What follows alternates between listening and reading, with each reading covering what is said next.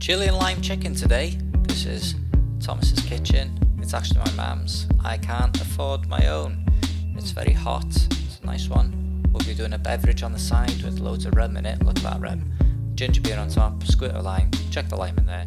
It'll be lovely. Keep you relaxed while you're cooking. First, you want to finely dice that onion.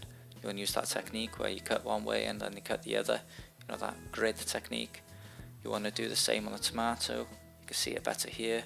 You cut one way and then you cut perpendicular to your cuts last time, your slices last time. There we are, like that. So you get that nice kind of grid pattern going on. Cut a load of tomatoes up because you don't want to use a tin of tomatoes because tin tomatoes just taste crap. They taste metallic, a bit tinny. You want to fry all of this in some extra virgin olive oil. It's a bit overkill using extra virgin olive oil because a lot of people say you don't need to do it. You lose a lot of the flavour, but it's the best oil, so why not? Pushing the boat out tonight. Brown those onions up. Love brown onions. And then you want to push all those tomatoes in. Look at me struggling there. Struggling to get them in. And you want to cook them down. You want to cook the moisture out of the tomatoes so the flavour is concentrated. Crush some garlic up while that is cooking down. While you're cooking all the moisture out, you can see it all bubbling up there. Looking lovely.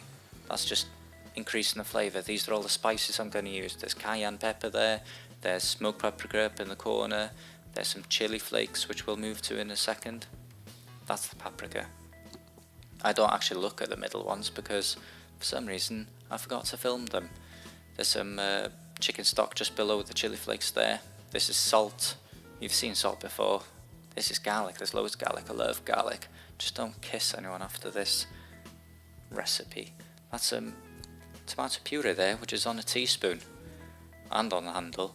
I had to cut it out of that tomato puree packet because, you know what, it was a weekday. I was struggling.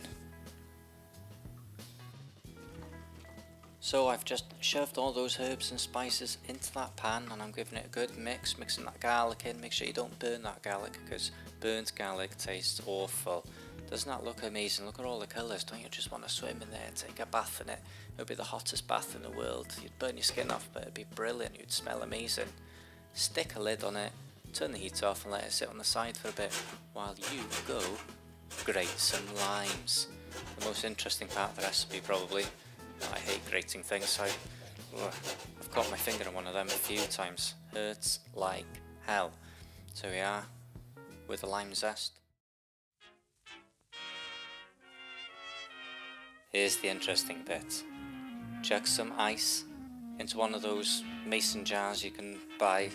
All of a sudden, like these repurposed jam jars with a handle. I've never seen a jam jar with a handle on it before, but suddenly you can buy them everywhere.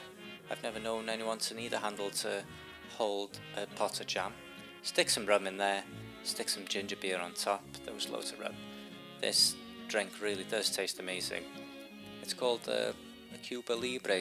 I just had the brainwave to stick rum and ginger beer and some lime in one evening and it turned out to be an absolute godsend.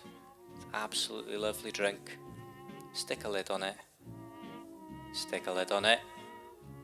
Stick a lid on it. Yeah, there we go. We stuck a lid on it. Close it up, give it a bit of a shake, just mix it around, and that is one refreshing drink, especially for the summertime. And we're back to the food. I've got an old chicken from Sunday. We had a Sunday roast. Just got the rest of the meat off. Bang that in. It's already cooked. You just need to warm everything through. I'm sure it would probably break some health and safety laws somewhere. Serve it up with rice. Look at that. That looks alright, doesn't it? It's kind of like a chili con carne just with chicken. You could squirt some lime juice over the top of it at the end. It's quite fancy. It gives it a bit of pizzazz, a bit of zing at the end. You could also garnish it with a bit of lime, but we're probably not going to do that. Don't need it. You're not going to eat it, are you? And here we are.